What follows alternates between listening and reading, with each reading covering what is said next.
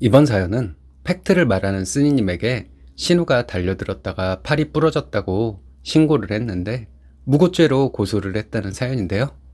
어떻게 된 일일까요? 함께 보시겠습니다. 안녕하세요. 결혼한 지 7년 된 아이 엄마입니다. 신우와 시어머니 때문에 참 기분 나쁜 일이 많았던 며느리예요. 제가 복이 없는 거겠죠. 시댁 식구들은 하나같이 본인들에게는 한없이 도량이 넓고 남들에게는 뭔가 트집 잡을 거리가 없나 호시탐탐 노리고 사는 사람들입니다. 얼마 전 신우가 저한테 달려들었다가 팔이 골절되었어요. 남동생 부부에게 맞아서 팔이 부러진 것이라고 저희를 신고했답니다. 시아버지가 사실대로 진술을 해줘서 저희는 무혐의가 되었고 저희는 신우를 무고죄로 고소했어요. 시아버지가 사실대로 말하지 않으면 어쩌나 하고 걱정을 하며 마음 졸였던 걸 생각하면 참 제 자신이 초라하게 느껴지기까지 하네요. 결혼하고 처음 시댁에 갔을 때 신우가 한 첫 마디는 이거였어요. 쟤네 애 낳고 봐달라고 하면 봐주지 마 엄마. 도대체 언제 태어날지도 모르는 아이 얘기는 왜 꺼냈는지 모르겠더라고요. 그냥 기분은 많이 상했습니다. 그 후로도 신우는 여러 가지 나쁜 기억을 심어주는 사람이었어요. 사람들에게 그렇게 나쁜 여자로 기억돼서 뭘 얻으려고 하는 걸까 하는 의문이 들 정도였습니다. 저희 신혼 때 아는 제 친한 친구의 남편을 통해 중고차를 한 대 구입했습니다. 저와 남편은 세상 물정 잘 모를 때였기 때문에 싸게 산지도 모르고 그 차를 샀죠. 나중에 엄청 싸게 산 것을 알게 되었습니다. 그 사실을 알게 되고 신우는 저에게 전화해서 그 차를 자기에게 팔라고 하더군요.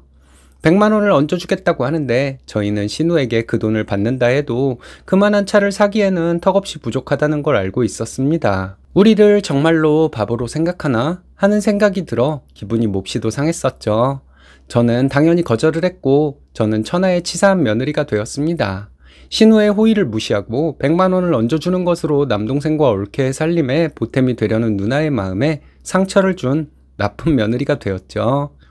전세 사는 우리에게 아파트에 자가로 사는 신우가 어떻게 그럴 수가 있는지도 이해가 안 갔고 속 뻔히 보이는 짓을 하고는 저를 나쁜 년 만든 것도 참을 수 없을 정도로 화가 나는 일이었습니다. 결혼 후 처음 맞는 명절에 저는 친정에서 배운 대로 시부모님에게 돈을 드리고 왔는데 신우는 요즘 형편이 어려워 크는 아이들 옷을 사줄 돈이 부족하다고 징징대서 시어머니로부터 돈을 받아갔습니다. 물론 시어머니와 신우 둘이 있을 때 돈을 받아간 것이었는데 시어머니는 그 얘기를 저에게 왜 했는지 이해가 안 가더라고요. 신우가 형편이 어려우니 도와주라는 뜻이었는지 언젠가 시아버지께서 큰딸녀는 도둑년이다 라는 말씀을 종종 하신 것을 보면 어느 정도 이해가 가기도 합니다. 신우는 자기 친정에 오면 내가 아는 한 한 번도 빈손으로 돌아간 적이 없었습니다. 뭐라도 꼭 가져가려고 했죠. 주방일을 전혀 하는 사람도 아니면서 냉장고와 냉동실은 뭐 그렇게 구석구석 뒤졌는지 아마도 친정에 왔는데 빈손으로 돌아갈 수는 없다 하는 생각이 마음속 깊은 곳에 뿌리박혀 있어서 그렇게 열심히도 본인 친정을 뒤졌나 봅니다. 신우는 살찐 몸을 조금이라도 움직이면 한겨울 빼고는 땀이 줄줄 흐르는 사람인데 뭐 가져갈 것 없나 뒤지는 것에는 참 부지런한 사람이었죠. 신우는 눈치 없는 소리로 사람을 기분 상하게 하는 게 주특기이고 주변의 모든 사람들에게 말도 안 되는 요구를 잘도 하는 사람입니다. 본인 아이들 친구 엄마들과도 잘 지내지 못하는 것 같더라고요. 지금은 중학생이 된 신우 아이들은 집에서 컴퓨터만 하고 있습니다. 매일 그렇게 게임만 하다 보니 피곤해서 몸살이 나면 학교를 결석하는 일도 많다고 해요. 그런 자기 아들들이 신우가 보기에는 너무 듬직하다고 합니다. 싸가지 없는 아이들이라 어른들을 봐도 인사하는 법이 없지만 신우는 절대 본인 아이들에게 잔소리를 하지 않죠. 누가 잔소리라도 하면 개거품 물고 고래고래 소리 지르는 신우이기 때문에 누구도 신우 아이들에게 바른 소리 한 번 못했습니다. 시어머니를 처음 봤을 때는 평범한 시골분으로 보였습니다. 하지만 보면 볼수록 모자란 말과 행동을 하더라고요. 사치를 하다 빚이 늘면 부모에게 손 벌리는 아주버님을 효잘합니다. 역시 장남은 속이 깊은 것이 다르다나요? 작년에 제가 지방으로 출장을 다녀오게 되었다고 하니 그럼 우리 아들 밥은 어떻게 하냐더라고요.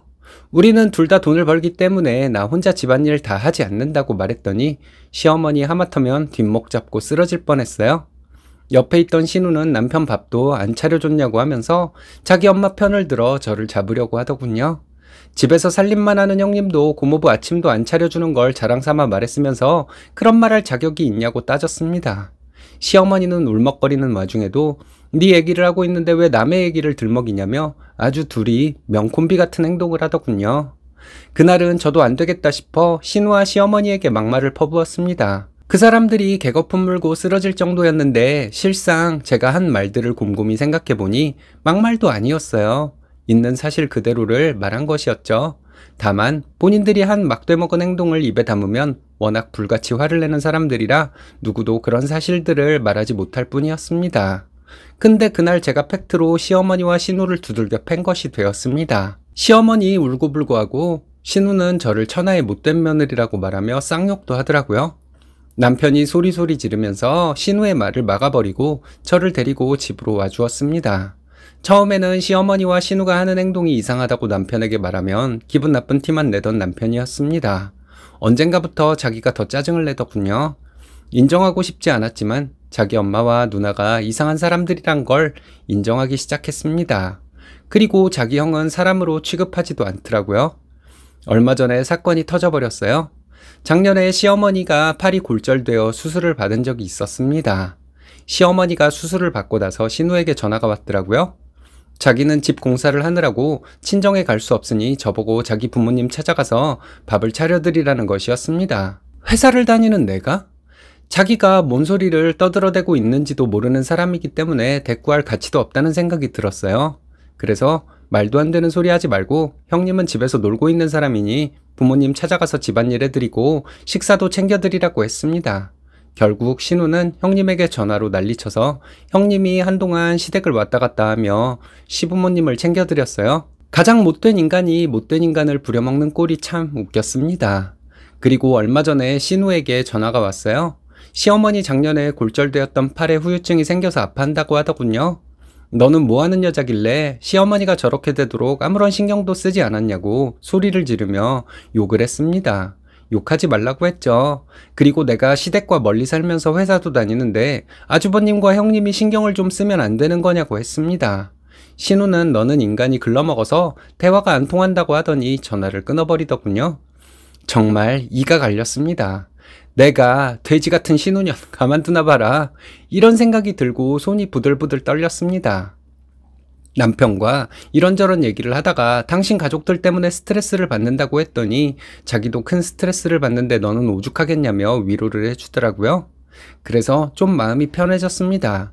제가 시댁에 안 가고 싶으면 안 가도 좋다고 말하길래 더 마음이 편해졌어요.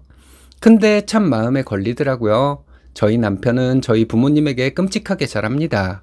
물론 저희 부모님도 남편을 이뻐라 하는 분들이기 때문에 일방적인 것은 아니지만요. 어찌되었든 저희 부모님에게 그렇게 잘하는 남편을 보며 내가 시댁과 연 끄는 것은 뭔가 양심 없는 짓을 하는 것이란 생각이 들었습니다. 근데 차라리 연 끊고 지냈다면 그런 큰일이 일어나지는 않았을 거예요. 시어머니 팔에 후유증이 있다는 얘기를 듣고 주말에 남편과 시골에 내려갔습니다. 사고를 사가지고 가서 끓이고 있는데 신우가 갑자기 왔더군요. 저희를 보고는 너희는 도대체 뭐하는 사람들이냐며 막말을 했습니다. 근데 신우는 그날 빈손으로 왔어요. 나중에 알고 보니 신우는 본인 친정에 고기 한 근 사온 적이 없더라고요. 암튼 저희에게 그렇게 화를 내더니 신우는 밭으로 나갔습니다.